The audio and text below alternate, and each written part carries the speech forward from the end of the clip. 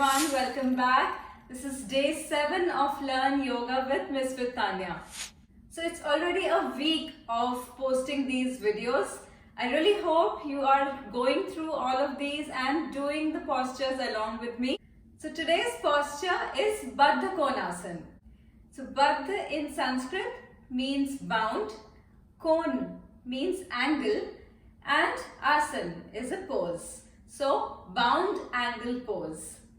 It is also known as the cobbler's pose, or in common terms also called the butterfly pose. This is a very common posture and I'm sure you must have done it sometime. So once again, get into the Dandasana. I'm sitting on top of a blanket to give myself a little bit of height, and then bringing my knees together and the feet closed in. So you have to bring your feet really close to the body, as close as you can. But you have to make sure that your back, your spine is in a straight line.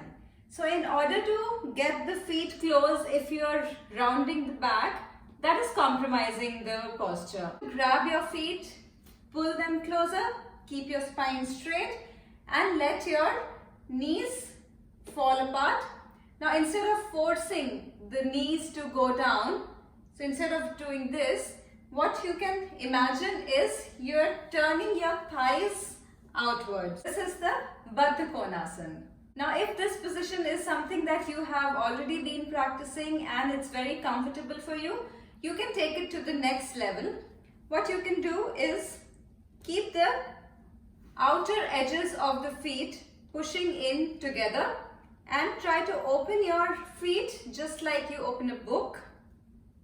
So once you do this, you'll feel an intense stretch in your groins.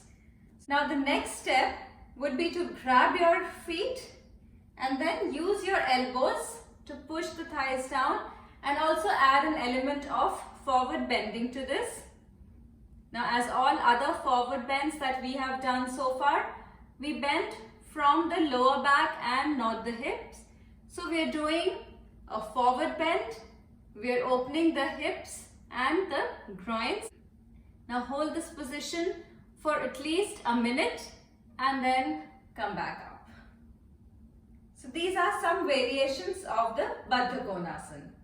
Now if you're doing this posture for the first time today with me and this is looking very difficult for you, what you can do is use some blocks or some books or bottles, anything that can give you some height.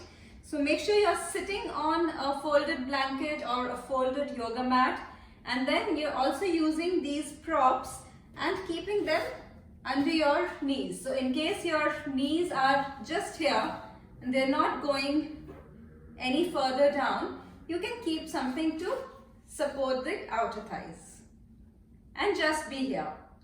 Slowly, with time, you can then lower down these props, and once you're able to comfortably sit with your spine straight, you can remove these and go into the complete pose. It's already evident that this pose is a very good hip opener and it also stretches our groins. In addition to this, it is also a very good stimulant of our internal organs, mainly the kidneys.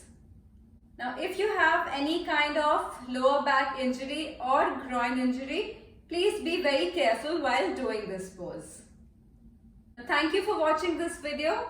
I hope you are really enjoying practicing and learning these new yoga poses with me.